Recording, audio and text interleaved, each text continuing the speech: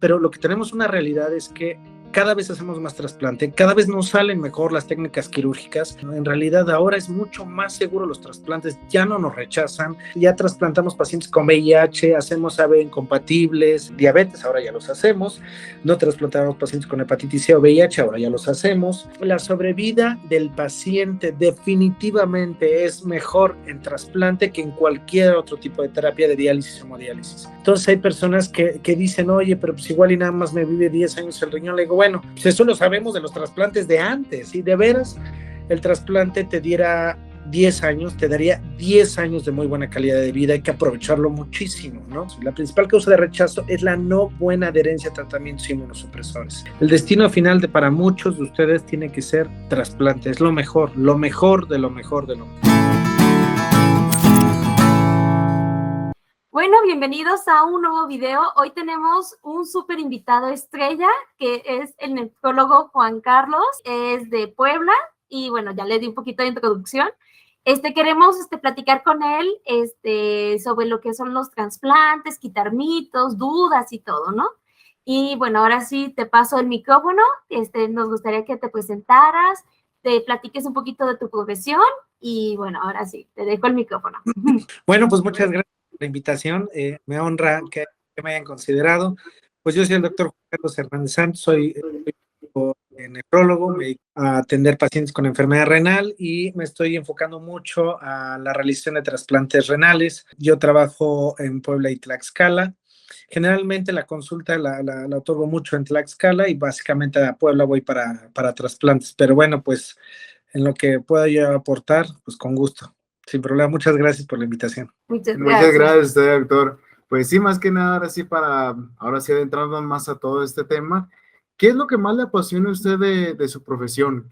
¿Cuál es lo que dice, esto me llena muchísimo? Yo creo que la oportunidad de cambiar la vida de las personas o los pacientes, digamos, luego se hace muy personal. Muchos pacientes pues tenemos mucho tiempo de conocernos en prediálisis, en diálisis, hemodiálisis o trasplante. Entonces se vuelve muy personal el éxito de cada pareja cuando logramos trasplantarlos, ¿no? Me gusta mucho la sensación que tenemos muchas personas, desde la parte de enfermería, de trabajo social, de nutrición, todos los que sumamos un granito en la sensibilización del cuidado y del trasplante oportuno en este tipo de pacientes, ¿no? Creo que siempre lo he comentado que el desconocimiento de una verdad nos ata una mentira, ¿no? Y entonces todos los que a través de estos esfuerzos, de estos canales podemos ayudar a las personas, pues creo que eso es la mejor satisfacción que tiene el ejercicio de nuestra profesión. Conclusión es la oportunidad que tenemos de cambiar la vida de las personas con lo poco que podamos, mucho que podamos contribuir. Yo creo que eso es lo más bonito que me da mi área de trabajo en cuanto a las diferentes etapas de la enfermedad renal que se me presentan los pacientes, ¿no? Ay, totalmente, sí. Bueno, Julio es paciente renal. Sí. Él es trasplantado, ya tiene 3 años, ¿no? 3 años ya. Ya 3 añitos. Y entonces es bonito también conocer la parte, del otro lado de la parte, ¿no? Porque, bueno, yo soy la cuidadora, soy su cuidadora. También está la parte del donador, también está el receptor y también está el equipo médico, que sin ustedes no se logra nada, ¿verdad? Entonces son como dan luz de todo nuestro proceso, ¿no? Entonces, y ya como tomando yo qué es un trasplante de riñón como tal, ¿no? Pues mira, es todo, es un proceso, sí es un proceso en el cual pues revisamos protocolos de estudio de donador-receptor, analizamos las condiciones de diferentes personas, generalmente diferentes donadores, a veces se puede, a veces nada más tenemos un donador, y tenemos que ver la oportunidad de poder retirarle un riñón a una persona que debemos estudiar con la intención de demostrar que es sana y que no va a tener repercusiones sobre el retiro del riñón y hacer lo imposible para que ese riñón pueda ser compatible en el receptor, ¿no? Hay diferentes estrategias de medicamentos, de terapias para poder mejorar la tolerancia de un riñón en el receptor y mejorar la sobrevida del injerto. Entonces, es todo un proceso el que se realiza para llevar a cabo el proceso de trasplante. Ok, doctor. Bueno, también aparte, pues como sabemos, existe lo que es el donador vivo y el donador cadavérico. ¿Estos qué diferencias tienen en sí el donador vivo a un cadavérico? Y también, ¿cuál es mejor, el vivo o el donador cadavérico? ¡Zas! Empezamos rudos. Somos rudos. La pregunta es bastante interesante. Fíjate que uno pensaría que la donación cadavérica es la mejor y sí podría ser para disminuir riesgos con respecto al donador, ¿no? Por ejemplo, aquí en México no hay tantos, no hay, a pesar de que históricamente ha aumentado el número de donaciones, de trasplantes, donación de órganos de donadores con muerte encefálica o cerebral, todavía está muy, muy por debajo de la necesidad que tenemos en realidad, ¿no? La lista de espera es muy larga y entonces eso hace que cuando tú ingresas, si el trasplante de donación que fuera muy bueno ahorita, eso haría que tú tengas que esperar, depende de la institución, ¿no? Pero de 6 a 8 años es complicadísimo. Tú no tienes diálisis ni hemodiálisis y te vas a ingresar a una lista de espera para esperar mucho tiempo con la firme intención o la firme realidad de que de pronto vas a llegar a un trasplante en diálisis o hemodiálisis, ¿no? Para que se den una idea más o menos, los protocolos de trasplante en la actualidad pueden ser de 2 a 3 días, ¿no? Esto es lo que nosotros hacemos de manera privada, 2 a 3 días, los trasplantamos en 15 días a partir de que los tenemos en la mano, ¿no? El protocolo de donación cadavérica también es lo mismo, vaya, en 3 días podía estar resuelto el protocolo de trasplante y ahora hay que esperar. Hay muchos centros que durante la pandemia no hicieron trasplante, ¿no? Entonces, llevamos esperando 2 años y medio y la lista de donación cadavérica pues va aumentando. Lo mismo en instituciones públicas. Hay un rezago muy importante ahorita por la pandemia. Entonces, la donación cadavérica tiene esa gran dificultad y es la espera. Y la espera, obviamente, implica algunos riesgos sobre el paciente. Más riesgo de transfusiones, más riesgo de infecciones. Si tiene diálisis, más riesgo de que en algún momento falle algo y tengamos que cambiarlo a hemodiálisis y de hemodiálisis fallo del catéter, aumento del riesgo de muchas complicaciones de hipertensión, de problemas del corazón, etcétera, ¿no? El mejor trasplante es en el que podemos simplificar tiempos y podemos aumentar la sobrevida a partir de mejorar la compatibilidad y asumir riesgos. Eso sí lo ofrece la donación viva, desafortunadamente. Promovemos mucho la donación de órganos de muerte cerebral, precisamente nada más para disminuir riesgos sobre el donador. La donación viva también es segura, hay que estudiar al paciente y si no, hay que elegir a otro donador. Esa es la única gran diferencia. El donador con muerte cerebral o muerte encefálica, pues en realidad no hay gran problema en realidad por parte del donador y entonces podemos aceptar órganos independientemente de algún contratiempo, digamos, que pueda llegar a tener el donador. El donador vivo nos da la oportunidad de planearlo. Hay algunos pacientes que hay que hacer otro tipo de tratamiento antes del trasplante, hay que darles medicamento para que no vayan a rechazar, hacerles algo que se llama plasmaféresis antes del trasplante, prepararlos, acondicionarlos. Entonces, cuando tú tienes una terapia muy larga y estás en donación cadavérica y te faltan 8 años para seguramente trasplantarte, ¿en qué momento inicias una terapia como esa? Es muy costosa, es muy riesgosa, etcétera, ¿no? Los dos trasplantes son muy buenos. Lo único que le pega muchísimo a la donación cadavérica es el tiempo. El donador vivo, pues en 2 semanas trasplanta a quien ustedes me pongan enfrente, vemos, analizamos compatibilidad, tamaños de los riñones, tamaños de las personas, edad, la equiparamos hombre, mujer, hacemos muchas cosas, güey. Con la donación cadavérica no, desafortunadamente. Entonces, bueno, pues habrá que ver en cada centro, en cada estado, en cada país, cuál es la situación de cada uno de las listas de espera para saber cuál es la mejor opción, ¿no? Y hay sitios donde la lista de espera no es tan larga y entonces tienes que esperar 1 año, vale la pena, pero cuando la lista de espera es de 6, 8 años, dijo, mejor hay que ver, hay que alzar la voz. Apenas hoy en la mañana me encontré una paciente que yo le decía hace un mes, hay que ya ir programando pues un posible trasplante, yo creo que para fin de año. La paciente tiene como 4 de creatinina, tiene 29 años, tiene una tasa de función renal más o menos como del 16-17%. El mundo se vino abajo cuando le hablé sobre la inminente posibilidad de pérdida de la función renal a corto plazo y la necesidad de un trasplante. Y entonces me decía, ¿y ahora qué hago? Y hoy me llevó un donador de 29 años y me dice, pues él es mi donador y no quiere nada más que, pues me quiere dar un riñón y fue una alegría muy grande porque le digo, vaya, es bien difícil que encontremos a esas personas es difícil, la verdad, lo digo en realidad, ¿no? Porque todo el mundo pensamos en la familia y si en algún momento, y por muchas cosas, todo es válido, ¿no? Pero bueno, pues al final hay que decirlo, necesitamos un donador, hay que hablar con la familia y hay que ver qué podemos hacer para acortar tiempos, que eso es muy importante para que podamos trasplantar a los pacientes, ¿no?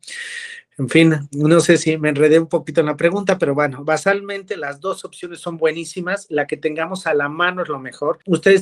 Tenemos a un paciente frente a nosotros que tiene una función renal muy estable, que tiene 5 años sabiendo que tiene enfermedad renal y si hacemos una métrica, digamos, y consideramos que el paciente va a requerir un nuevo riñón como en 5 o 6 años, le digo, ¿y por qué no iniciamos ya un protocolo de trasplante? Sería más fácil, ¿no? En la actualidad, muchos pacientes sabemos que tienen enfermedad renal y están en etapa prediálisis. Sería muy alarmante la cantidad de personas que está en protocolo de trasplante.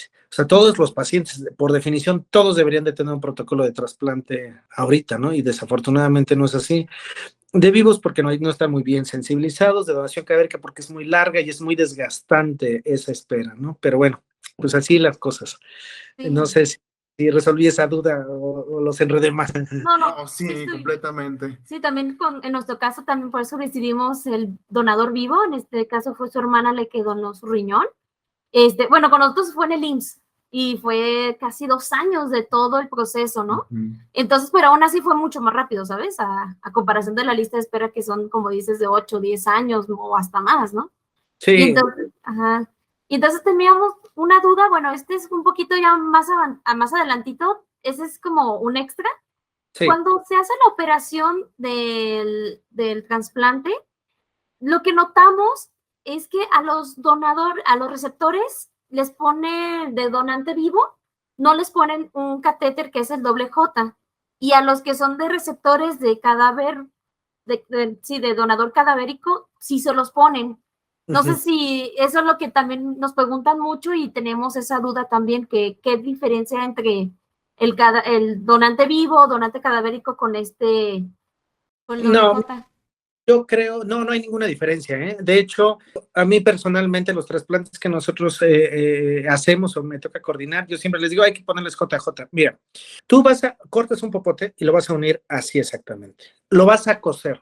Entonces, coserlo, si lo quisieras hacer con Durex, lo que harías sería como meter un popote y como que lo pones como en embudo, digamos. Y la luz, la parte interna va a disminuir de calibre, tanto que en algún momento se puede cerrar. Como estamos hablando de cosas muy delgaditas, es como el repuesto de un lapicero Bic, digamos, es muy delgadito, entonces se puede colapsar. Lo que hacemos es ponerle una férula, que es el JJ, eso hace que a pesar de que se inflame, no se cierre la luz del uretero y ya. 3 semanas después lo retiramos. La verdad es que a veces en algunos programas se utiliza pues para disminuir el riesgo de piedras en los pacientes que tienen hiperparatiroidismo antes del trasplante, infecciones urinarias. Las infecciones urinarias, si un paciente en trasplante tiene que regresar que tiene que ingresar al hospital, normalmente es por alguna complicación infecciosa, con una buena inmunosupresión. Lo que hacemos en la actualidad es darle a los pacientes bien y a la primera la inmunosupresión que se necesita. Para que nos evitemos riesgos sobre infección, sobre rechazos durante el primer año de trasplante. Pero la principal causa de hospitalización en un paciente durante el primer año de trasplante es infección. Y después viene rechazo, que la verdad es que la tasa de rechazo durante el primer año no es tan alta, ¿eh? Entonces, para disminuir el riesgo de complicaciones infecciosas, lo que hacemos es, en algunos pacientes, evitar la colocación del JJ. Para mis pacientes, digamos, yo siempre les digo, hay que ponerles JJ. Disminuimos mucho riesgo, mucha incertidumbre sobre si se va a tapar el uretero y que el paciente está orinando durante las primeras 24 horas. El trasplante tiene sus riesgos como para que le sumemos más riesgos. Entonces, el JJ lo podemos colocar, se lo retiramos en 3 semanas. El retiro del JJ nos lleva que unos 5 o 10 minutos. Y es cierto, es un relajo, tampoco es tan inocuo, ¿no? Que llevarlos a sala, a quirófano, pues ahí es una mañana, hay que perder tiempo, hay que recibir normalmente un protocolo de prequirúrgico. Lo que nosotros hacemos son valoraciones previas tal vez simples, porque pues el paciente acaba de terminar un protocolo de trasplante, ¿qué más estudiado debe de estar, no? O sea, el riesgo cardiovascular, lejos de empeorar, mejora muchísimo. El corazón siempre mejora después del trasplante, la anemia, todo eso. Entonces el paciente, si ya lo trasplantamos, ¿qué más valoraciones va a necesitar para al mes del trasplante, para el retiro del catéter? Si normalmente cuando decidimos retirar el catéter, el paciente está súper bien, la función renal está muy estable, etcétera, ¿no? No hay una diferencia de que a los de donación vivo se les ponga JJ, de donación cadavérica, o sea, no hay una diferencia en realidad sobre eso. depende mucho la habilidad de la persona que implante el uretero, de la experiencia. Y ya hay grandes maestros que nunca le ponen JJ a los pacientes. Le digo, pues está bien. A veces para algunos nuevos programas, le digo, el beneficio no me parece que supere el riesgo en realidad. Ponemos un bonito uretero, lo unimos muy bien a la vejiga, le ponemos un JJ y lo retiramos a las 3 semanas y ya, no hay mayor problema. Cuidamos mucho al paciente, que no tenga infecciones y no hay mayor riesgos, digamos, durante los primeros días del trasplante.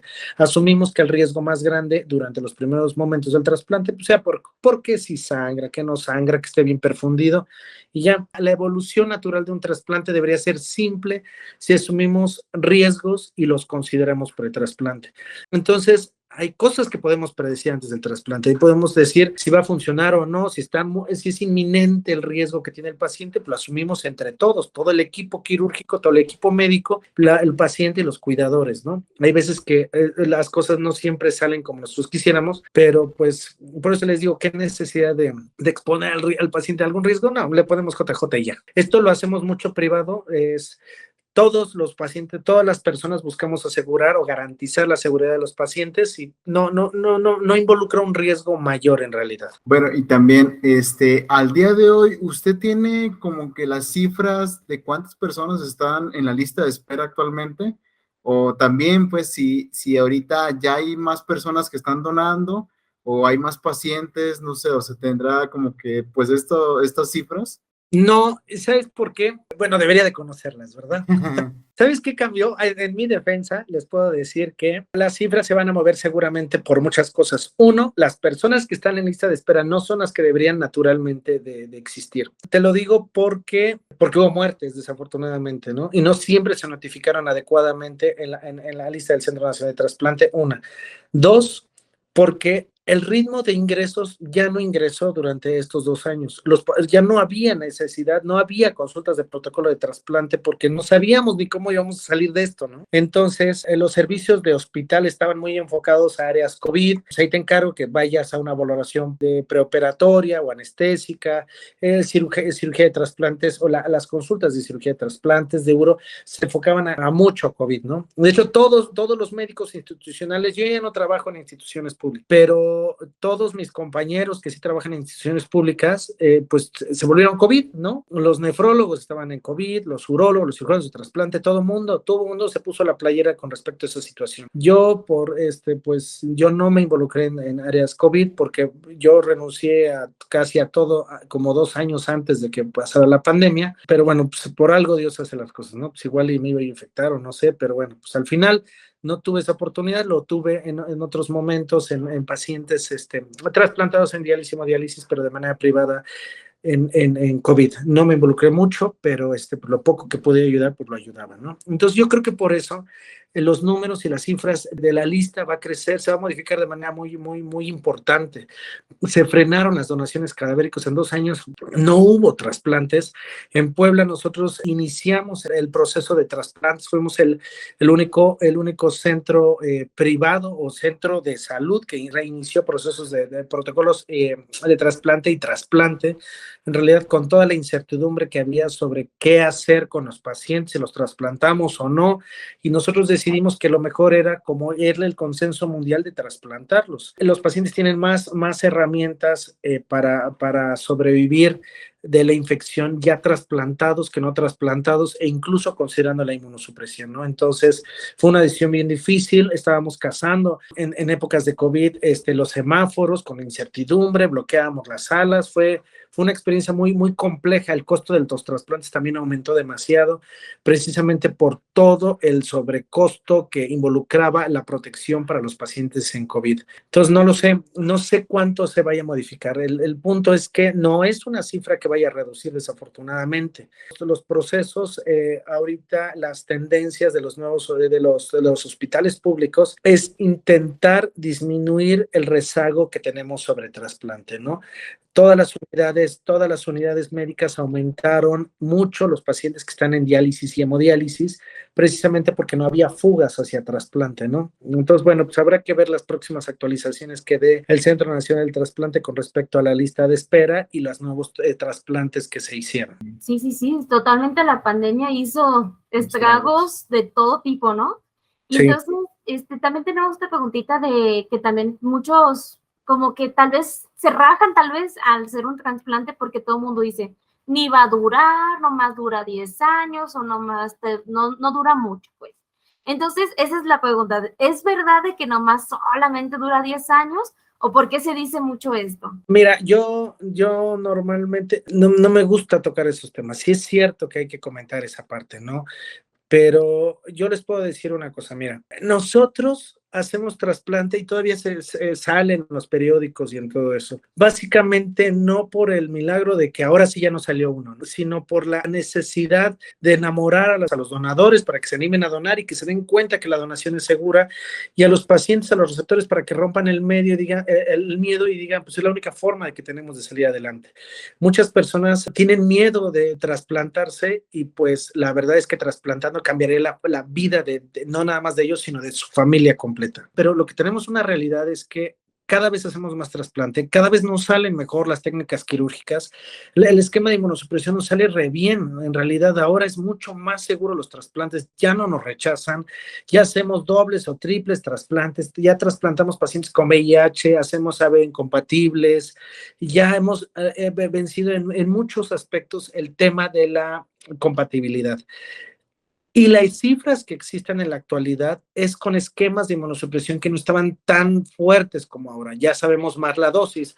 No me refiero que el tacrolimus, por ejemplo, no haya estado en anterioridad, pero ahora sabemos bien las dosis, sabemos, ya tenemos experiencia de saber qué pacientes mejor le iniciamos ciclosporina, el tacrolimus, qué dosis, si lo están tolerando o no, si tiene mucha toxicidad.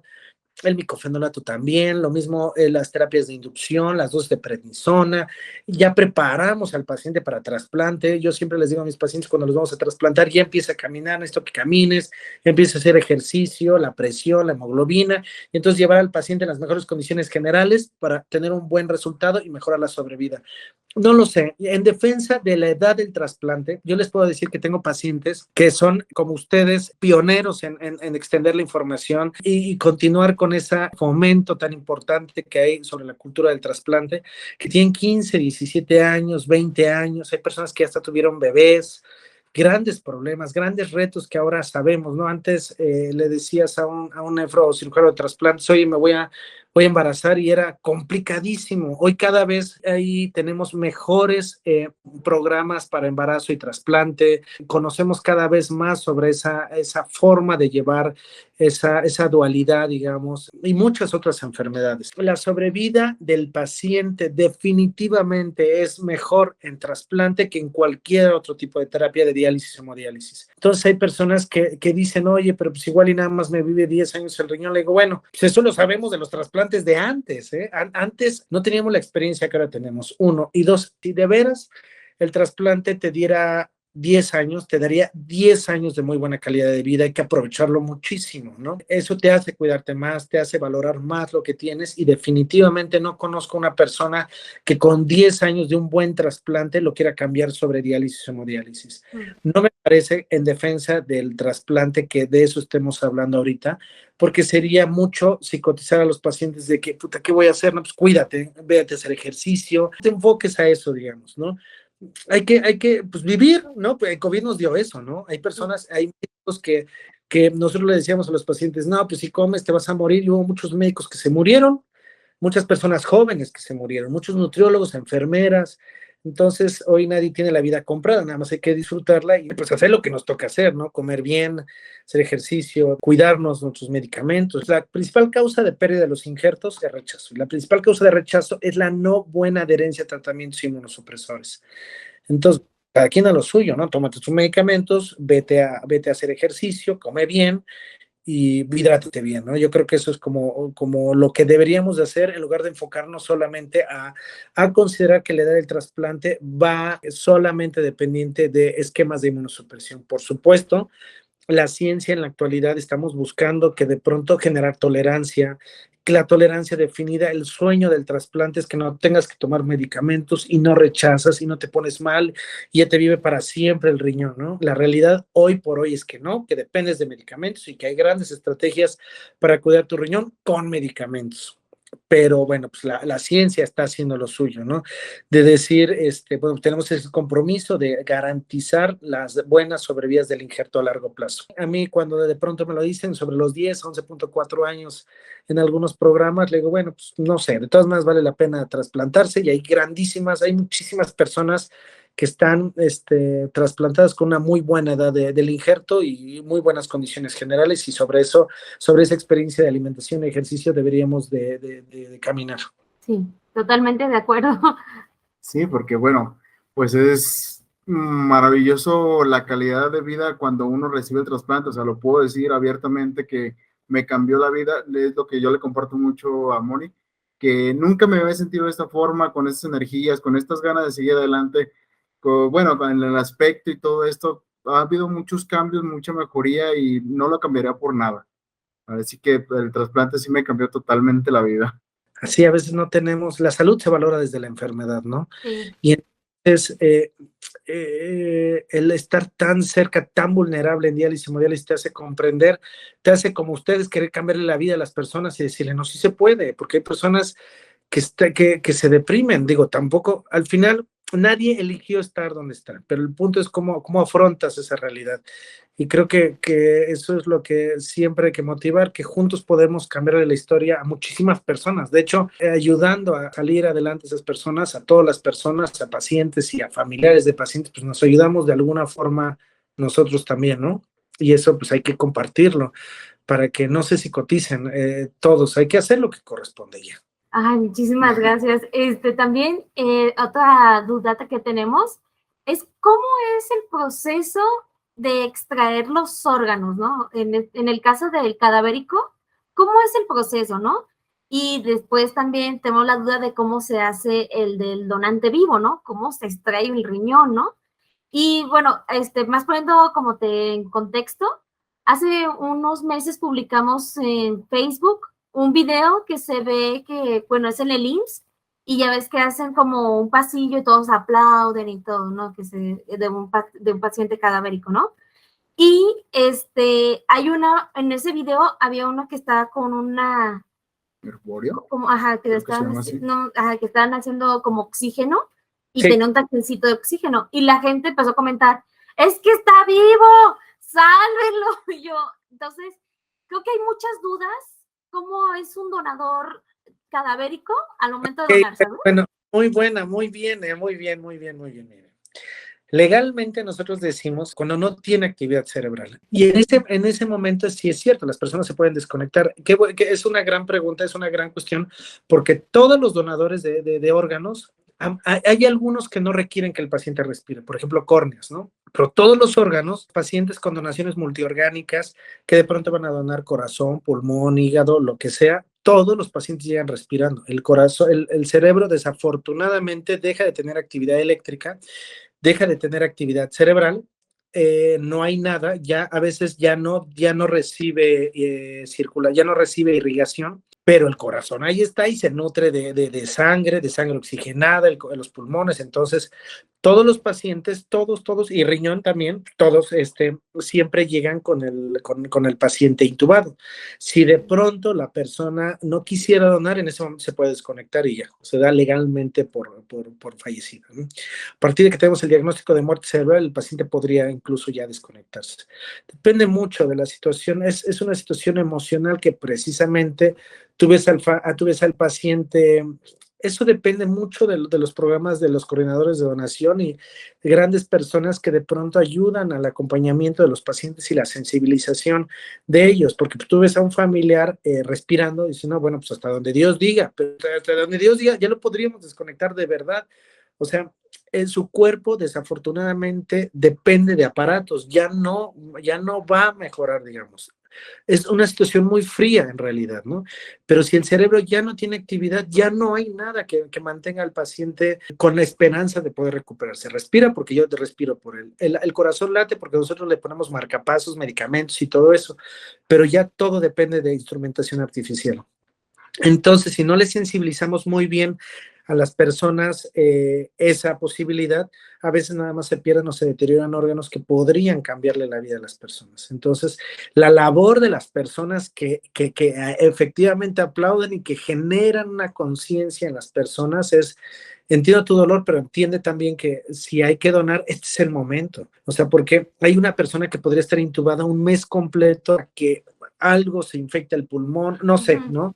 Digo, pues al final sobre el paciente deciden pues los familiares, las personas legalmente responsables de ella. No puedes hacer algo que no te autorice, ¿no? Podríamos tardar mucho tiempo y se deterioran y después ya no va a ser buenos órganos para poder trasplantar. Entonces, las personas de donación cadavérica normalmente pues llegan a quirófano con ventilador, y entonces lo que nosotros hacemos normalmente es una incisión, un corte, digamos, en el abdomen medio para poder canular la vena y arteria, y entonces poder, depende del tipo de órganos que nosotros vayamos a obtener, ¿no? Pero normalmente en el quirófano formalmente se le dicta ya defunción al paciente. Bueno, pues ya cae en asistolia, que esto es el corazón ya no late, y entonces nosotros podemos extraer órganos. Los riñones son los que habitualmente son más golpeados, por así decirlo, cuando son donaciones multiorgánicas, porque son los últimos en salir, y entonces pues siempre están un poquito más maltratados, por así decirlo, de tal manera que son riñones que habitualmente van a requerir 1 o 2 sesiones de hemodiálisis, mientras se recuperan, de que funcionan y nos sirven, claro, para donación, están perfectos, pero siempre involucra algunas consideraciones especiales al momento de considerar días de estancia hospitalaria y riesgos para el paciente, ¿no? La donación viva no hay tanto problema, es una cirugía convencional, la nefrectomía, o sea, el retiro del riñón no es problema. Lo digo convencional porque, entonces, ¿por qué nos tardamos tanto en hacer un protocolo de trasplante? Porque lo que queremos ver es que después del retiro del riñón, el riñón que queda, digamos, logre compensar muy bien. Primero, que el donador no tenga ninguna enfermedad que pueda conllevar a tener insuficiencia renal por el simple hecho de tener esa enfermedad. 2, que una vez que no tiene diabetes, hipertensión o una enfermedad, que no tiene repercusiones por el retiro del riñón, que las venas y arterias están buenas, que el corazón va a aguantar, digamos, para la cirugía, lo metemos a cirugía, le retiramos el riñón.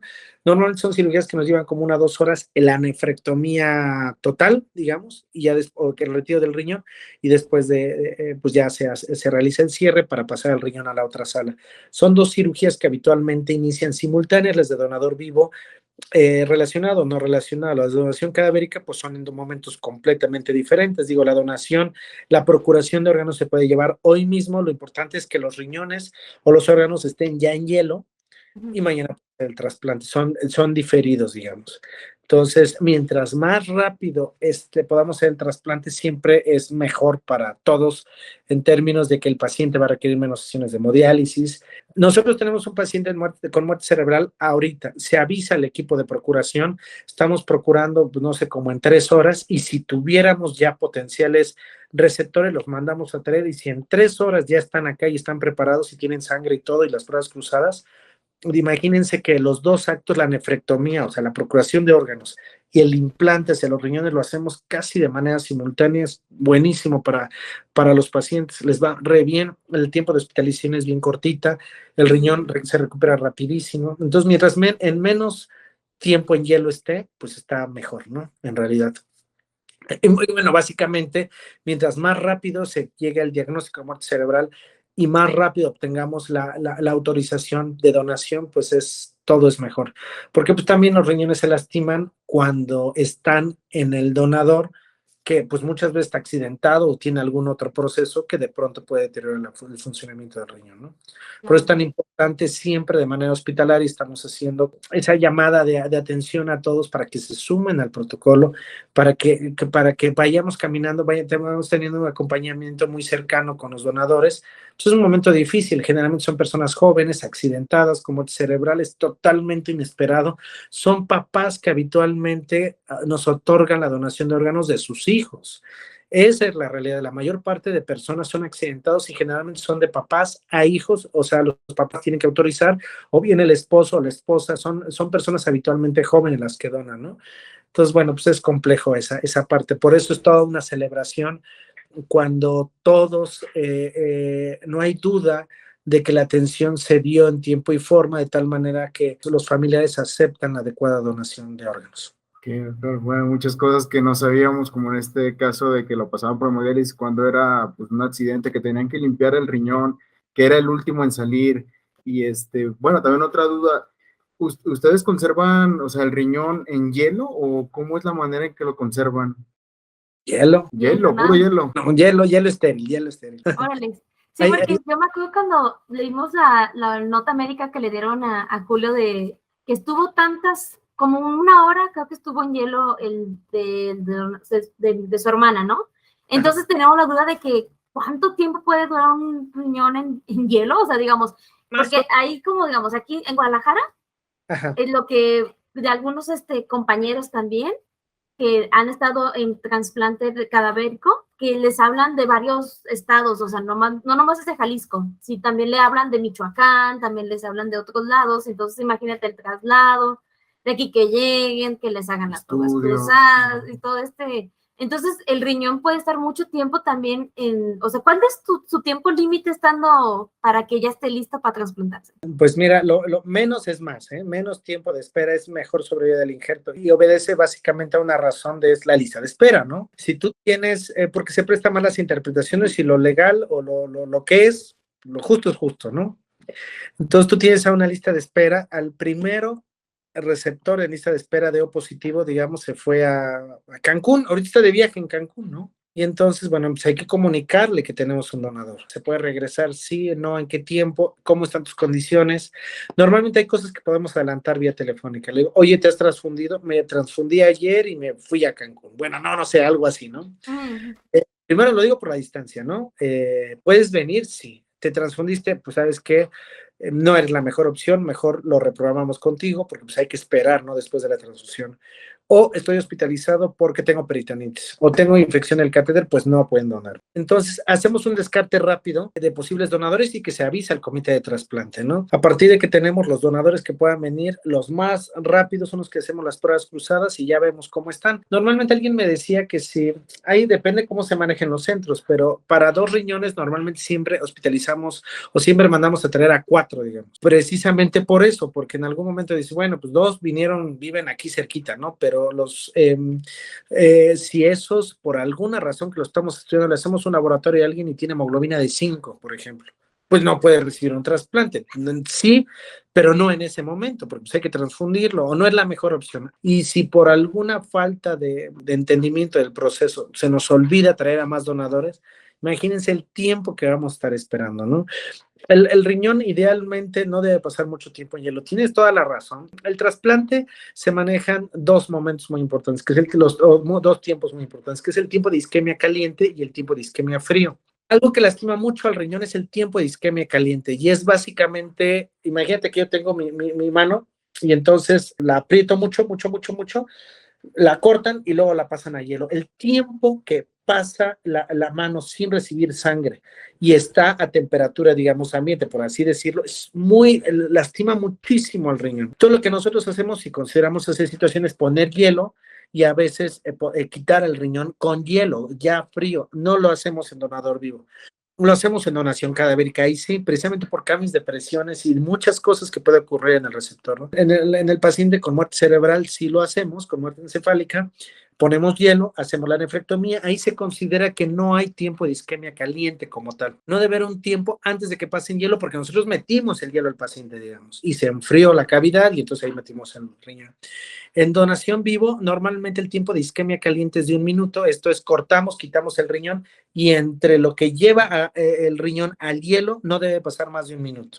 Después ahí inicia cirugía de banco. La cirugía de banco es poner el riñón, si hay que operarlo, se opera ahí el mismo riñón, digamos, porque luego tiene quistes, algo tiene. Yo siempre les digo que es como poner el riñón bonito. Le quitamos cosas que no y se pone muy bonito y todas las fotos que ustedes luego lleguen a ver de los riñones, pues son riñones ya bonitos, digamos, ¿no? Sí. Y generalmente cuando ya los tenemos en cirugía de banco y así deberían de pasarse, ¿no? Ahí los investigamos, que no tengan desgarro las venas, arteria, no tienen piedritas, no tienen quistes, está muy bien. Ese tipo de cosas ya las sabemos antes de la cirugía, pero si hay que tratarlos, ahí los operamos y tratamos. Después, ese tiempo, lo que tú dices, que el hielo, yo me dieron mi resumen y me dijeron que mi riñón pasó en hielo, sí es cierto, ya eso el tiempo de hielo, digamos, es el tiempo de isquemia fría. Y el tiempo de isquemia fría va del minuto que ya le pasamos, que quitamos el riñón y lo pasamos al hielo. En ese momento contempla la cirugía de banco y los tiempos de vena y arteria. La vena y arteria normalmente son como de 20. Generalmente es no más de 1 hora el tiempo de isquemia fría hasta que despinzamos el riñón. Digamos, mi dedo. Voy a cortar mi dedo así. Pero si yo corto mi dedo así, voy a sangrar de acá y mi sangre va a sangrar de allá. Entonces lo que hacemos es pinzamos y cortamos a la mitad, digamos. Y entonces la sangre que está acá se queda con una pinza y la sangre que está aquí se queda con otra pinza. En el riñón lo que hacemos es pinzamos, ligamos acá, cortamos de tal manera que escurren 1 o 2 gotitas en el receptor. Cuando nosotros lo llevamos a cirugía de banco, el riñón está rojo. En cirugía de banco lo que hacemos, además de poner el riñón bonito, lo limpiamos, por así decirlo. Y entonces el riñón de estar rojo, se pone pálido. Lo lavamos por dentro, canulamos la arteria con custodiol, con una manguerita, digamos, y le pasamos agua por dentro, de tal manera que se lave, y se lava con una solución fría y el riñón está en frío. Cuando ya lo terminamos de poner bonito al riñón, normalmente depende del programa, hay programas que nos esperamos a que pase el custodiol completo y ponemos de acuerdo todos. O se pasa medio custodiol o la solución de preservación que tengamos. Esa solución hace que el riñón no se lastime, muchas cosas tiene muchos objetivos tiene esa solución. Cuando ya lo tenemos y lo vamos a pasar al paciente, conectamos vena arteria del riñón al paciente y cuando ya está la vena arteria pegada, digamos, despinzamos las pinzas que colocamos en el receptor para que no nos botara sangre. Imagínate que esta es una arteria del receptor y yo voy a colocar la vena de mi riñón, este es mi riñón. La voy a colocar aquí. Si le hago un hoyo aquí, te vas a hacer un salpicadero de sangre. Entonces lo que hacemos es pinzarla. Como cuando vas a cambiar la llave de tu regadera. Cerramos la llave, cambiamos la regadera y luego abrimos la llave de paso. Lo mismito hacemos en el receptor. Entonces, cuando decimos ya vamos a despinzar los clamps vasculares o las pinzas vasculares, pues es el momento de gloria y de más tenso en el quirófano, porque lo que queremos es que el riñón se ponga rojo vivo, brillante, digamos.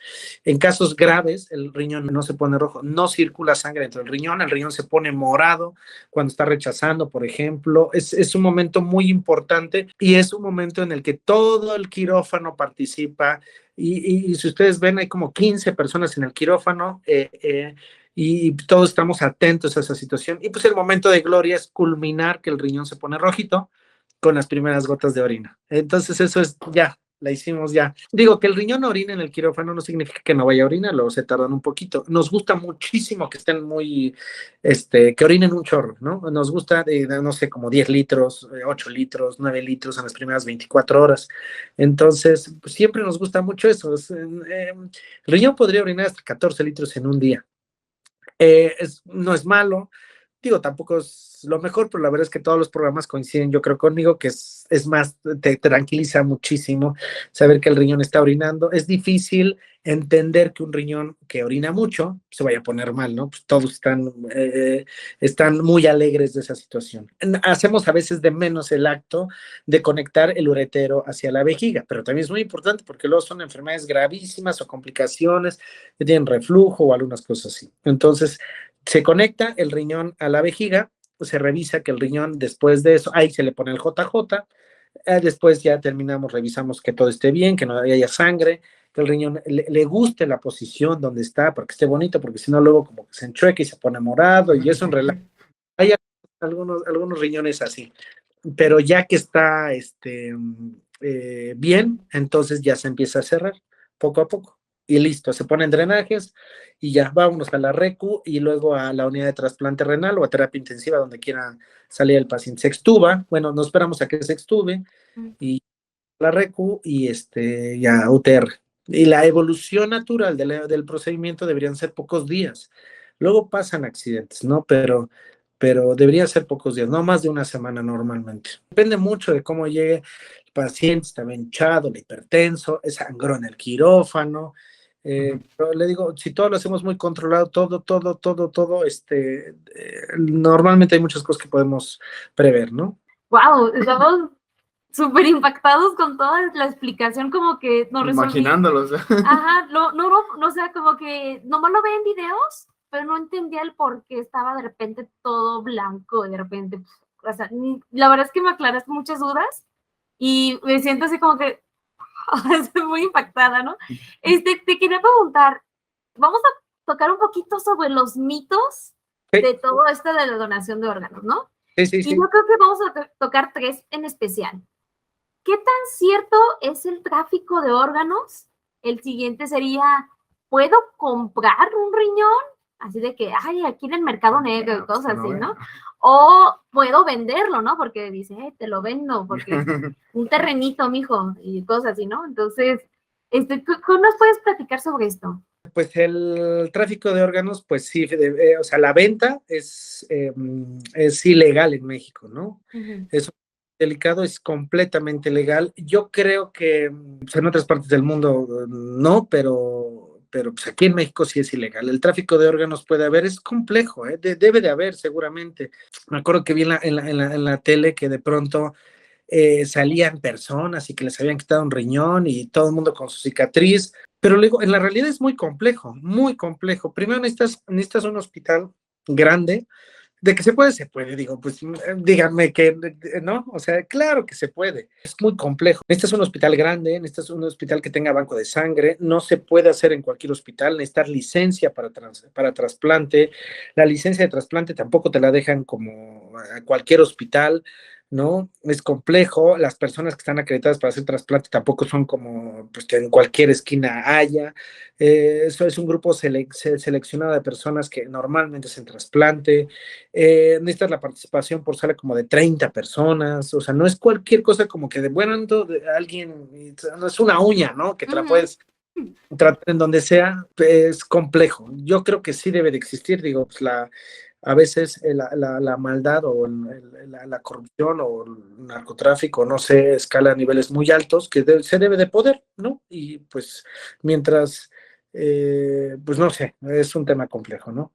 La venta de órganos, la venta está penadísima en México. Es un tema de hablar entre personas, es un tema de ayudarse entre personas. Luego, más bien hay que hablar y decir, yo necesito un riñón, por favor.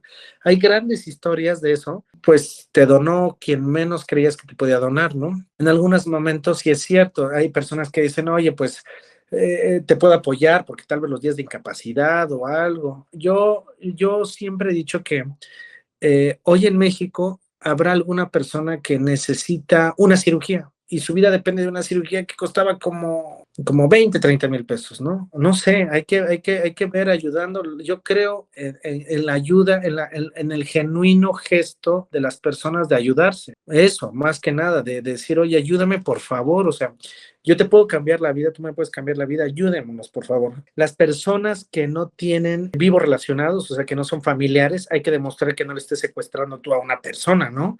Que se pueden ayudar. Creo que hablando se entiende la gente y nos podemos ayudar, ¿no? Pero si tú le estás secuestrando a un familiar, lo estás amenazando, eso está gravísimo. Y entonces lo que nosotros hacemos como programas de trasplante es que buscamos que un notario dé fe de la donación, o sea, que vea que es genuino el interés de ayudar, que no hay un interés de conflicto, no es como que pues véndeme 3/4 de un riñón o cosas así, ¿no? Entonces necesitamos una acta notariada para deslindar cualquier tipo de situación o responsabilidad. Al final a nosotros no nos toca dictaminar esa parte, la hacemos a través de un notario, si no nos traen el acta notariada, pues tenemos, eso es compleja esa parte, ¿no? Y pues ya, o sea, todo el Centro Nacional de Trasplantes, la verdad es que son muy exigentes y todos los programas de trasplante, los comités de trasplante, están para que nosotros no perdamos objetividad con el caso. Hay personas, yo les había dicho hace ratito, hacemos tan personal un caso que lo que nosotros queremos es que el paciente salga ya de diálisis o hemodiálisis y que se pueda trasplantar o que ni siquiera pise diálisis o hemodiálisis, ¿no? Que sería incluso lo mejor. Entonces, uno puede perder a veces un poquito de objetividad, por eso necesitamos que los pacientes sean valorados por otros médicos que no somos nosotros. Nosotros presentamos el caso al comité de trasplante y entonces ahora el trasplante tiene muchos candados para que se somete por el comité de bioética, el comité legal del hospital. Entonces, pues así es. De hecho, hay veces que el protocolo de trasplantes no pasa y no pasa y no pasa y hazle como quieras. y no pasa. Yo me quejo mucho en la actualidad de eso, pero pues entiendo que es por el beneficio y seguridad de los pacientes, del donador receptor, ¿no? Es un comité estricto de trasplantes, pues hay que hacerlo y uno entiende que es por seguridad de todos, de veras. Yo siempre les digo, no hay que perder el romanticismo del trasplante, de seguir enamorando donadores y de seguir haciendo que los receptores crean y se den cuenta de lo que hacemos es real, son trasplantes que son seguros y duraderos y que todo es para cambiar la vida de las personas y evitar que sigan en diálisis o hemodiálisis o que caigan en diálisis o hemodiálisis, ¿no? Entonces, no sé, el trasplante de órganos de manera clandestina o el tráfico de órganos podría existir, es complicadísimo, yo no tengo experiencia de eso, yo tengo ya mucho tiempo dedicándome al trasplante, digo, pues tampoco mucho, ¿verdad? Pero no, nunca me ha tocado ver algo así, no entiendo cómo puede ser, o sea, tendrían que prácticamente secuestrar todo un hospital o totote para que pueda hacer y que nadie se dé cuenta, ¿no? Y que, pues, no sé, es complicadísimo. Pero bueno, pues, de que sea de poder en algún lado. Pero pues está muy penado eso y te pueden quitar hasta la cédula, no sé. Entonces, bueno, pues nada, cuando no hay alguien para evitar nuestros problemas, cuando tenemos duda, que lo valore psicología, psiquiatría, si le vemos un titubeo, no dona, y si no tenemos forma de demostrarle por qué quiere donarle, pues un acta notariada y listo. Legalmente se debe demostrar por qué quiere donarle. Si es tu primo, tu esposa, lo que sea, tus papás, bueno, ahí se sobreentiende que hay un motivo, pero cuando no lo tenemos, un acta notariada. Hay personas que de pronto me dicen, no, pues esta persona de hoy me sorprendió porque me dijo, no, pues quiere donarme un riñón. Una persona joven que está casado, le digo, pues, wow, o sea, está bien, o sea, al final nuestra responsabilidad es mayor porque necesitamos demostrarle, como en todos los donadores, que van a estar bien, ¿no? Siempre les digo, al donador siempre lo tratamos diferente, la verdad. Está mal que el comentario que voy a hacer, pero el paciente tiene un problema. Tal vez él sí tiene la necesidad de esperarse. No digo que nos aprovechemos, pero el donador dice, no, es súper pesado, mira, yo quiero tengo que entrar a trabajar, no me da tiempo, y entonces cuando hacemos lo imposible por el que el donador se la pase bien, llega a las 7 de la mañana, le tomamos laboratorio de radiografía, a las 8:30 va rumbo a su trabajo, regresa en la tarde para las valoraciones, se acabó el protocolo. No tiene que estar esperando, no es fastidioso, no tiene que pedir permisos en el trabajo, no falta a su casa, no le duele, el trasplante es bonito, sale caminando, todo es maravilloso, y entonces cuando alguien le pregunta a él, oye, ¿y donaste? Dice, sí, fue bien fácil, o sea, en realidad no fue tan complejo, sí me duele un poquito, pero estoy re bien, mis laboratorios salieron bien, le digo, no, pues ¿con qué ganas te animas a donar? Pues súper bien, ¿no? A diferencia de que cuando, no, man, me dolió muchísimo, llevo 3 semanas con incapacidad, es un relajo, me tengo que ir a formar a las 5 de la mañana para que a las 10 me cancelen los laboratorios, ya casi me eché 3 faltas en el trabajo, es complejo, ¿no? Por eso les digo siempre que el donador es prioridad por sobre todas las cosas, porque el donador tiene 5 minutos para platicar y resolver dudas y ya se tiene que regresar a trabajar o a lo que tenga que hacer, ¿no? Entonces, pues lo resolvemos rápido, todas las dudas que haya que hacerle y ya, para que no haya tanto problema. Luego se nos echan para atrás, digo, antes de que nos echen para atrás. Agárrenlo. Antes que se nos vaya. El donador también hay que verlo así, le digo, sin titubeos.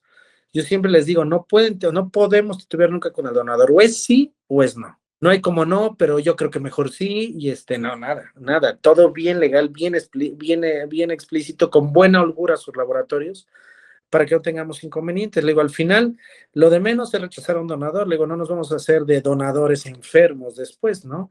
Le digo, imagínense el grave problema que sería eso. Entonces buscamos seguridad de todos. Después, cuando es familia, pues se sigan viendo, ¿no? Que sea el motivo de fractura de la familia con respecto a que el donador se puso mal, ya no puede trabajar, la esposa ahora se quebró la otra familia por darte riñón a ti, tú no puedes ni salir a la calle para verlos. Hay que procurar eso, que el trasplante sea muy bonito para el post-trasplante. Muy fácil de llegar, muy fácil de llevar, no tantos dolores, y en el post-trasplante todo bien. Todo debe ser un trasplante exitoso para el donador y el receptor. Ok. Y bueno, también con todos estos avances de la medicina, ¿usted cómo ve a futuro todo este tema de la donación? O sea, hablamos del riñón biónico, que hay estudios que están realizándolo, el xenotrasplante, bueno, del cerdito a humano. ¿Usted cómo lo ve? ¿Qué es lo que piensa acerca de esto? Pues mira, yo te puedo decir que qué bueno que están haciendo sus trabajos. Digo, eventualmente todo el mundo tiene, mientras tenga riñones, tiene riesgo de que en algún momento enfermarlos. Eso es importante, ¿no? Entonces, si sumamos esfuerzos para todos, hacemos una mejor cultura de donación, porque en algún momento, Dios no lo quiere, me puede suceder a mí, a quien sea. Entonces, que tengamos un mejor panorama de trasplante, que sean más duraderos y muchas cosas. El xenotrasplante también es una gran opción, ojalá, y de pronto tengamos mejores. Pasa, fíjate, como el trasplante AB incompatible, que de pronto cada vez nos animamos más a hacer ese tipo de trasplantes con grandes resultados. Antes no trasplantábamos pacientes con diabetes, ahora ya los hacemos. No trasplantábamos pacientes con hepatitis C o VIH, ahora ya los hacemos. Entonces, ahora ya hacemos AB incompatible. En algún momento nos vamos a animar a vencer esos miedos sobre otro tipo de trasplantes, genotrasplantes, a través de mejores esquemas de inmunosupresión, ¿no? Porque no es lo mismo que te rechace, que tengas un riesgo de rechazo de trasplantes habituales, a que de pronto puedas tener un inminente riesgo de rechazo de un genotrasplante, cuando el rechazo es perder completamente el injerto. Se te puede trombosar y sales sin riñón, ni siquiera lograste estar 1 o 2 meses trasplantado, sales sin riñón, y el riesgo inmunológico es muy alto, porque cada vez que tú trasplantas a una persona y fracasa el trasplante o lo transfundes, le estás enseñando a rechazar. Entonces, en algún momento puedes volver a una persona intrasplantable. Entonces, no nada más no saliste con un riñón, sino tu sistema inmunológico desafortunadamente aprendió a cómo rechazar muchísimas veces con un injerto. Entonces, siempre hay que tener cuidado con esa parte. Por la postura de otros instrumentos para trasplante, como riñón biónico y esos dispositivos que se intentan, ya se ha intentado realizar. Hay grandes avances sobre hacer más pequeña las terapias de diálisis o hemodiálisis. Entonces, la hemodiálisis, ya hay hemodiálisis domiciliaria en unas partes del mundo de manera experimental, y otras de manera que ya se está implementando, de tal manera que la hemodiálisis sea como una diálisis en casa, que se intenta que sea como cuando te dan tu máquina de Baxter o de Pisa, algo así con la hemodiálisis. Entonces, los trabajos para hacer más pequeña tanto la diálisis peritoneal como la hemodiálisis van avanzando cada vez más. La intención de una riñón como biónico, digamos, se utilizaba, haz de cuenta que tuviéramos un filtro de hemo conectado a una parte de tu arteria. Tienes un filtro, elimina toxinas y de pronto se va filtrando categóricamente la orina, ¿no? Entonces, hay varios estudios o varias técnicas que se han utilizado o que se intentan utilizar en la actualidad. El único problema que tenemos, como en cualquiera de las técnicas que tenemos, es que utilizamos dispositivos que se pueden infectar, doblar, coagular, y entonces no se logra vencer ese obstáculo, ¿no? En hemodiálisis, como en diálisis, utilizas instrumentos, catéteros o fístulas que le pasa eso, se coagula, y dependes de un instrumento que no puedes asegurar necesariamente una sobrevida utilizándolo en manos tal vez no tan entrenadas para manipular ese tipo de instrumentos, ¿no? Veo en un futuro varias cosas. Uno, que en el trasplante, donación viva y donación cadavérica por fin podamos hacer, por ejemplo, medicamentos de liberación prolongada. Imagínate tomar un medicamento que te dure un día completo, un solo medicamento. 2, imagínate que te dura un solo medicamento una semana. Entonces ya no tienes problemas con la falta de toma de medicamentos, ¿no? Que la absorción sea mucho más confiable, que no dependa que si tomas jugo de uva, que jugo de naranja, que te absorbe plenamente, no te da temblores, no te da diarreas, no te da problemas en el estómago, y entonces haces primero lo primero, una inmunosupresión con lo que tenemos mucho más eficaz. No hay tanto problema entre genéricos y que tú sabes que de pronto tomas un medicamento y tiemblas así, y el otro es como que no te hace, la boca. Entonces, buenos medicamentos de larga duración. A eso le apostamos muchas áreas de la salud, a buenos medicamentos y de duración prolongada. Sucede con los medicamentos antihipertensivos. Todas las mejores estrategias antihipertensivos son de una tableta al día, y combos que tienen 3 o 4 tabletas en una tableta. Entonces, si logramos eso para el trasplante, mejorará la adherencia a medicamentos, y eso disminuirá el riesgo de rechazo. 2, que dentro de ese combo de medicamentos nos ayude a mejorar la compatibilidad inmunológica. Esto es, que las personas ya no rechacen, ya nada más te estés esforzando por tomarte tu medicamento. Tú sabes que en la actualidad, en algunas personas, a pesar de que toman su medicamento, de todas maneras pueden rechazar. Es menos frecuente que ocurra de esa forma, digamos, pero bueno, pues puede pasar. Otro problema es que la inmunosupresión sea más específica, de tal manera que no haya eso del BK en los riñones, que no haya citomegalovirus y este tipo de cosas, que la inmunosupresión sea tan dirigida que no te exponga a un riesgo de enfermarte o de tener neumonías o cosas graves que luego pueden ocurrir, ¿no? Y que eso te obliga a veces a mejorar o de no mejorar, a disminuir el grado de inmunosupresión. La inmunosupresión en cuanto a la estrategia de inmunosupresión va a tener que ser mucho más dirigida a que genere tolerancia. Al final, tal vez un tipo de, sí, de tolerancia, de compatibilidad inmunológica de tal manera que no puedas rechazar, que sea más segura, que con el medicamento no te dé diabetes, no, con que el colesterol, no triglicéridos, no te hinches, no te hipertenses, que tenga un perfil metabólico, un perfil cardiovascular mucho más estable. No sé si lo sabías, pero las etapas prediálisis tienes un riesgo un poco mayor de tener infartos al corazón. En diálisis o hemodiálisis cambia un poco la dinámica, sigues teniendo problemas, riesgo de problemas del corazón, pero tiene que ver con arritmias o trastornos eléctricos del ritmo. Y después en el trasplante regresa ese riesgo de tener colesterol, triglicéridos y la presión que en conjunto pueden aumentar el riesgo de infartos al corazón. Entonces, los trasplantes tienen que ser, los medicamentos deben ser más seguros para que no te infartes y no tengan efectos secundarios, que sean de liberación prolongada y que tengan dianas farmacológicas como mucho más puntuales para que puedas tolerar mejor a tu injerto sin riesgo de rechazo y sin riesgo de infecciones. Y por otro lado, y a la par, que podamos sí depender no nada más de los donadores vivos, sino que tengamos otras fuentes de órganos, porque básicamente eso, que tengas fuentes de riñones junto con mejores esquemas de inmunosupresión, prácticamente ya nadie estaría en diálisis o hemodiálisis, con sobrevidas del injerto muy buenas, y eso nos da mucha buena esperanza para todos, ¿no? Porque en lo que me decían hace ratito, si en algún momento tengo la esperanza de que unos 15, 17 años vayan a estar otro riñón, qué mejor que en 15 años haya una mejor esquema de trasplante de inmunosupresión, que tal vez, me quede un poquito de función renal, eso con los nuevos medicamentos que haya me hagan durar mucho más tiempo, que tal vez ni requiera yo un trasplante, o si lo requiera formalmente sea ahora sí la solución a todos los problemas. En la actualidad, no sé cómo viviste tú esa etapa de trasplante, pero pues a veces pasan un año en diálisis y luego te mandamos a trasplante, ¿no? No es como, si lo mejor que tenemos es el trasplante, ¿por qué no me estás mandando mañana mismo al trasplante, no? Entonces, las personas que llegan a un programa de diálisis o hemodiálisis no son referidas inmediatamente a protocolos de trasplante. Se tardan en recibir la primera consulta de trasplante, y después de recibir la primera consulta de trasplante, pues nos tardamos nuestro tiempo, pues porque los hospitales están llenísimos, ¿no? Nos tardamos en poderte trasplantar. Entonces es complicado, los tiempos se deberían de acortar más rápido, el paciente no se transfundiría, el corazón estaría re bueno, todo estaría muy bien y tendrían esa experiencia que tú tienes, porque yo creo, no sé cuánto tiempo te tardaste tú en recibir tu trasplante, pero... Fueron como 2 años y medio, más o menos, fue lo que... ¿Llegaste orinando al trasplante?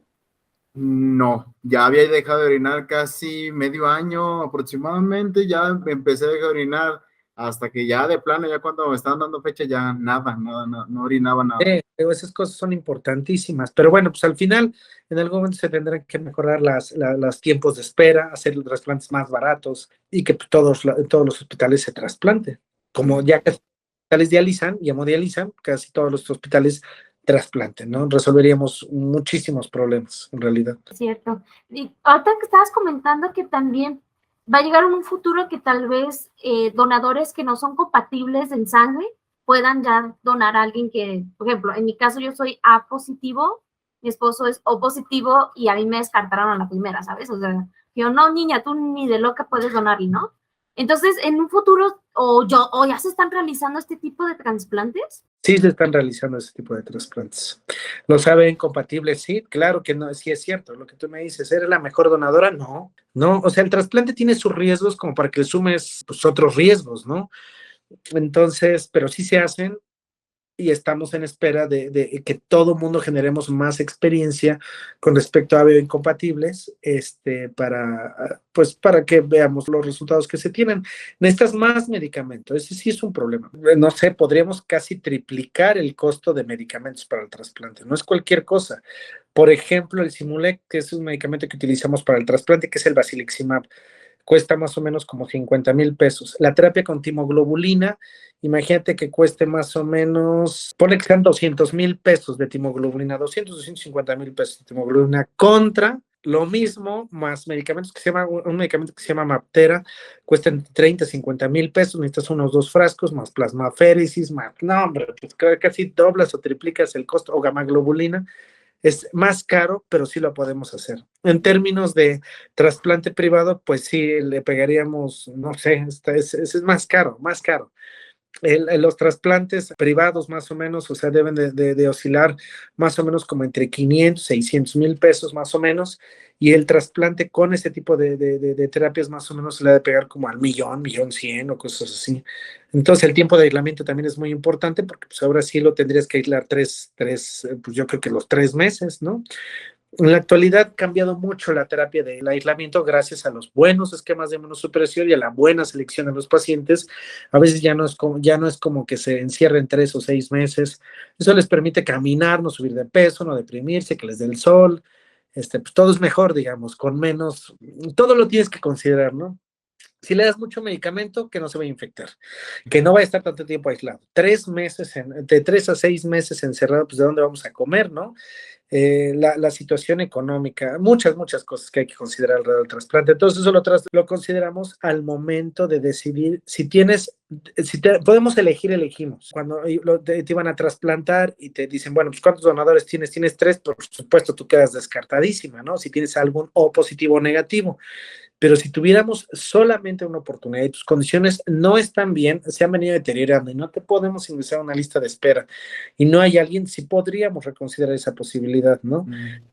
La ciencia ahora hemos logrado ya poder analizar otros terrenos, pero te digo, insisto, son más caros, con más riesgos, pero pues hay que ver qué podemos hacer. Una duda también que tengo ya como trasplantado es que si al ya recibir el órgano, cambian como que los gustos alimenticios. Y es algo que han coincidido varios compañeros que nos han escrito, oye, es que me cambió el sabor. Antes no me gustaba esto y ahora sí me gusta, o antes no me gustaba nada lo dulce y ahora sí lo consumo, o el pescado, cositas así. ¿Tiene algo que ver? Pues no necesariamente, fíjate que, bueno, yo siempre les digo que medicamentos para trasplante quieren volver diabético, cuídate de eso. Tal vez porque, pues eso, ¿no? Las variaciones que tienen los medicamentos en cuanto a la situación de la glucosa, tomas prednisona que por supuesto te enloquece para asaltar el refrigerador a cada rato, ¿no? Sí. Y entonces... Era un dinosaurio recién trasplantado. Sí, es compleja esa parte, ¿no? Porque pues ahora quieres comer y comer y comer y te tienes que cuidar para no subir de peso, para que la presión, para que los medicamentos, que para el riñón.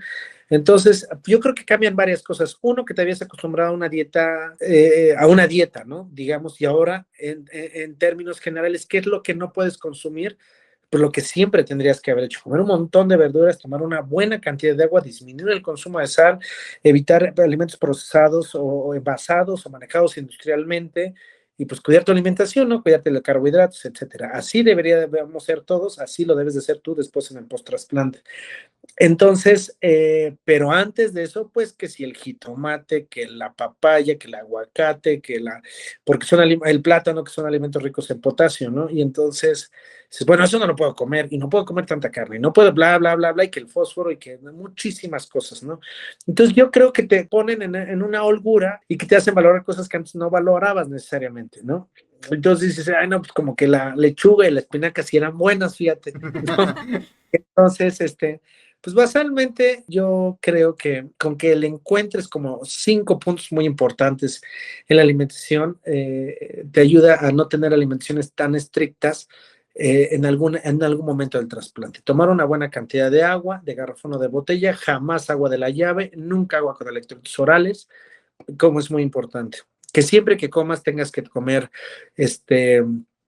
pues ensaladas, o sea, verduras, que son alimentos ricos en potasio, y a los pacientes trasplantados con buena función renal, el potasio nos ayuda a prevenir hipertensión, ¿no? Una vez a la semana pescado fresco, por cero fuentes de omega 3, disminuir el consumo de carbohidratos, que también es muy importante, y pues básicamente cuidar tus grasas que estás consumiendo. No hay nunca como estar de la mano de un nutriólogo. Creo que al final, yo siempre les digo, si quieres invertir en algo, pues invierte en una bicicleta, haz mucho ejercicio, les va muy bien. a los pacientes trasplantados en diálisis y hemodiálisis que hacen actividad física, creo que es lo mejor que les puedo recomendar. Estén de la mano de un nutriólogo, y si tu daño renal fue por diabetes o hipertensión, fue secundario a diabetes y además tenías mucha hipertensión o tienes mucha hipertensión, invierte en buenos medicamentos para la presión y en buenas insulinas, y con eso es suficiente. Para ti, que de pronto evites factores que te hagan exponerte más a glucosa, porque en México 1 de cada 10 personas es diabética. En trasplante pues aumenta un poco más esa situación, y luego como les ponemos muchas restricciones, o en algunos casos que no puedan hacer ejercicio, pues más. Entonces, eso es como más exponencial, ¿no? Pero no en términos por medicamentos sobre alguna modificación, pues en realidad no tanto. Yo creo que más es que valoras más otras cosas que antes no valorabas. Sí, que Mucho sentido. tiene sentido, sí, porque antes todo prohibido, que yogur, que no No, podía, que esto, no. y pues tal vez cuando fue el trasplante empezó como comer un poquito de los que estaban prohibidos, entonces, ay, no, pues sí, esto estaba bueno. Y bueno, ya esta es la última pregunta. Sí. ¿Qué porcentaje de éxito tiene un trasplante de riñón y qué tan peligroso es? Hay que individualizar, que mira, Uh-huh. mi objetivo es estudiar al donador y receptor, y que al final del protocolo yo les diga y el riesgo que tiene. Al final, si yo sé que el donador va a enfermar categóricamente, soy un criminal en hacer el trasplante, ¿no? O si sé que el receptor va a ponerse mal por el trasplante, que por cualquier forma se va a poner mal, eso es ilegal hacerlo, ¿no? Pero si pronto el riesgo no es alto, pero es considerable, mucho participan ustedes. Por ejemplo, mira, yo le voy a quitar un riñón a una persona y se lo voy a poner a otra, ¿no? Y el riesgo de rechazo, pues imagínate, la posibilidad de pérdida del injerto son como del 30%. Pérdida, pérdida, pérdida. Yo les diría, pues no vale la pena hacerlo. Digo, es muchísima. O sea, el riesgo sí es muy, muy, muy, muy alto. Tal vez no sea necesariamente sin esos porcentajes, ¿no? Pero cuando les propongo un trasplante, le digo, tienes el riesgo de pérdida del injerto durante el primer año, el riesgo de rechazo del 5%, por ejemplo. ¿Y qué pasaría si rechazas? Pues se te dan medicamentos para el rechazo y vuelves a quedar al 100%, digamos. Claro que no es lo ideal. Cuando las personas oyen de rechazo, a veces lo toman como sinónimo necesariamente de pérdida del injerto. Y no necesariamente es así. Hay algunos rechazos que son muy fuertes y te obliga a reconsiderar otras situaciones. El riesgo de rechazo habitual es menos del 5% durante el primer año. Eso es como el riesgo mundial, digamos. Y la pérdida, el riesgo de muerte del receptor es menos del 1%. Es el estándar mundial, digamos, ¿no? Entonces, que a los 5 años el riesgo, la sobrevida del injerto supera el 95% de los casos, pues estamos dentro de rango. Pero si yo, por ejemplo, bajo ese escenario, que es el estándar mundial, yo te digo, tienes un riesgo de perder el riñón durante el primer año del trasplante como del 40%, sumar el segundo, tercer año, yo creo que mejor cambiamos de donador. Entonces, el riesgo debe ser individualizado, te debe de comentar antes del trasplante. Digamos, tenemos el protocolo. Claro, si en algún momento hay algo que nos impida continuar con el protocolo, pues ya. Por ejemplo, al donador que tenga un tumor, por ejemplo, le digo, no vamos a continuar con el trasplante hasta que resolvamos qué onda con ese tumor, ¿no? Personas, de pronto puede ser cáncer de alguna parte del cuerpo, le damos tratamiento, vemos cómo está el receptor y si nos aguanta, nos esperamos 1 o 2 años, pero ya lo que urge a partir de que tenemos un donador es estudiar al donador, saber que tenemos donador, que tiene 2 riñones y todo eso, ¿no? Hay personas que seguramente nos van a estar viendo que de pronto llevan 5 años enfermo y dice, ¿qué pasaría cuando pierdas tu riñón? Dice, pues tengo a mi donador. Le digo, y ya lo estudiaron. A veces no lo saben y tienen alguna otra persona enferma dentro de la familia, ¿no? Entonces, hay que estudiar al donador en cuanto sepamos sobre esa situación y ya. Y el estudio, cuando ya lo ingresamos al protocolo, pues obviamente al final, si todo va bien y no hay nada que a la mitad del camino contraindique el trasplante, pues definimos el riesgo de rechazo o de pérdida para el donador. Para el donador debe ser seguro completamente, ¿eh? O sea, el donador no se puede poner mal en el quirófano. Mira, se escucha muy mal lo que les voy a decir, pero yo se lo digo de veras a todos mis pacientes. Le digo, el paciente ya está mal, o sea, tú ya estás mal, ¿qué te podría pasar mal? No lo digo de manera fría, lo digo de manera humana para que el paciente, porque a veces el paciente me dice, no quiero exponer a mi familia. No le digo, pero tú ya estás enfermo, ¿qué podría salir mal dentro de la cirugía? Imagínate si yo salgo y le digo, se me puso mal tu donador. No, pero pues es una locura. Lo estudiaste, me dijiste que estaba bien, que estaba sano, por eso iba a donar. ¿Por qué se me puso mal? Puede ser, ¿eh? Puede ser en algún momento. Pero lo que siempre nos exigimos todos los programas de trasplante es que el donador debe estar perfecto después del trasplante, por protocolos de seguridad y calidad del trasplante. Entonces, el riesgo para el donador debe ser mínimo. Mínimo, pues yo no sabía que era alérgico a algo y se enronchó en el quirófano, ¿no? Pero dices, bueno, pues no, eso no pareciera no grave, pero sí te difiere el trasplante 1 o 2 días o hasta una semana completa. Para el receptor hay que establecer el riesgo, pero un riesgo habitual de sobrevida, menos del 1%, o sea, de mortalidad, menos del 1% durante el primer año, dependiendo de las condiciones del paciente, y la sobrevida del injerto, pues del 95% después del primero y hasta el quinto año, con un riesgo de rechazo durante el primer año del 5% de los pacientes y que el 100% de pacientes respondan a ese evento de rechazo. Hay que considerar que, bueno, pues que si la sangre, que el riñón pegue bien, básicamente al principio son muchos riesgos vasculares, es lograr que la sangre fluya a través de un conducto que es muy pequeño, que acabamos de cortar y unir, que no se coagule, que no se doble, digamos, el popote. Tú tienes un popote blanco de refrescos y si lo pandeas tantito, ya no pasa el líquido, digamos. Lo mismo pasa en el riñón. Cuando yo les decía que al final de colocar el JJ, de unir el uretero a la vejiga, ¿qué hacemos? Buscamos que el riñón esté bonito, que esté rojito, que le guste esa posición, porque a veces el moverlo para un lado, para el otro, lo pone pálido, lo pone moradito, digamos, ya deja de orinar, entonces le encontramos un punto medio, que la sangre irrigue bien el riñón, que esté turgente, que esté bueno, y así es como dicen, bueno, terminó la cirugía, ¿no? Esos momentos, esas primeras horas posquirúrgicas son muy importantes y pasadas esas horas posquirúrgicas hay que recuperarlo como en una cirugía convencional grande, ¿no? Y ya los riesgos de inmunosupresión, considerando estos factores del riesgo que tienes, tiene más riesgo cuanto más diferente a ti es, necesitas, porque tienes más riesgo de rechazo que algo que es más similar a ti, ¿no? Entonces lo establecemos, es donador vivo relacionado, es tu primo o es tal vez una persona que vive en Tijuana, pues es muy diferente. Bueno, yo, por ejemplo, que estoy vivo más en el centro, es diferente, tal vez hasta genéticamente un tanto más diferente que si los dos vivimos aquí en Puebla, Tlaxcala desde hace 20, 30 años, pues seguramente la compatibilidad es un poco mejor, ¿no? Entonces, cuanto más diferente a ti, es más riesgo de rechazo, por eso siempre buscamos a familiares para mejorar que no tengas rechazo y que tengas menos eventos de inmunosupresión. Pero antes, esa información, saberla antes del trasplante, nos hace elegir los medicamentos. Si es muy diferente a ti, pues más intensa la inmunosupresión, tal vez te unos días más en tu casa, pero vas a estar bien con un buen esquema de supresión que cuando no es un donador vivo, ¿no? Entonces, los trasplantes son seguros para el donador receptor, hay que buscarlos y hay que ponerlos en forma a los dos, en realidad. Empezar a que la presión esté muy buena, la hemoglobina, el corazón, la diálisis, que empiecen a caminar, que toleren la actividad física. Yo les comento que el trasplante es como una competencia, hay que irlos preparando, o sea, si llegas, te subes al ring ahorita ya, pues igual y te dan una paliza, ¿no? Pero si tenemos 3 semanas para programarte, ya empiezas a hacer ejercicio, baja de peso, la hemoglobina está bien, estás en peso meta o en peso seco, no te hinchas, la hemoglobina bien, presión bien, vamos a trasplante ya. Eso hay que aprender también, ¿no? Porque a veces no les decimos eso y de pronto llega el trasplante y te agarran un tanto desprevenido, ¿no? Bueno, también, pues tocando tanto los temas de los cuidados, del ejercicio, ¿qué ejercicios recomiendan también o qué deportes también? ¿Qué es lo más recomendable después del trasplante? Que sea caminar, digo, no que sea, porque pues también es una disciplina, levantarte, pues vencerte a ti mismo, ¿no? Porque luego de pronto dices, no, hace mucho frío, no quiero hacer nada, pero pues sí hacer ejercicio, o sea, definitivamente el ejercicio aeróbico, el ejercicio que pone un poco de resistencia es una buena opción. Aquí en Tlaxcala todo el mundo va a la Malinche y le digo, pues hay que ir a la Malinche a los fines de semana o hay que caminar, hay que hacer bici.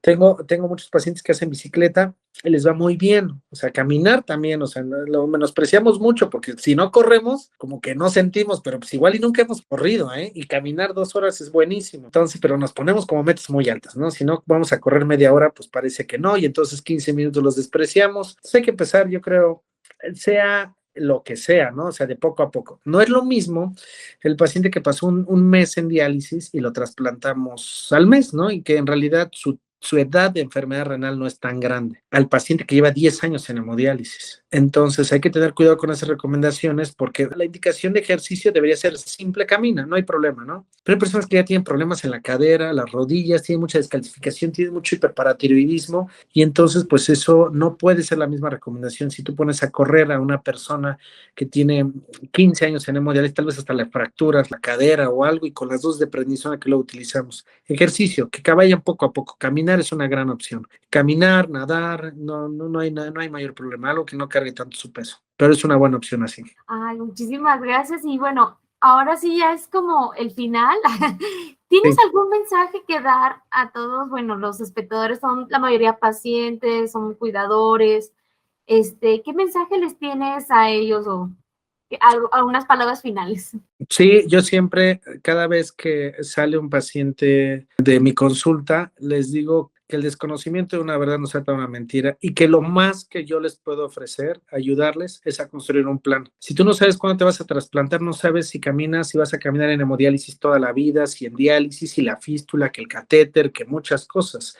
El destino final para muchos de ustedes tiene que ser trasplante, es lo mejor de lo mejor de lo mejor. Hay algunas personas que dicen, no, pues es que a mí me fue mal, pero pues es como en la vida, ¿no? Porque no te haya ido bien a ti, no significa que le va a ir mal a todos, ¿no? Entonces, pues nada, hay que seguir el plan. Llueve, truene o relampaguee, hay que seguir el plan, hay que caminar hacia el trasplante, ese es el objetivo de todos, que no se desanimen, hay que decirlo, si quiero ser donador, yo soy donador y mi familia lo sabe, porque hay momentos difíciles en los que eso nos ayuda a tomar decisiones para la donación.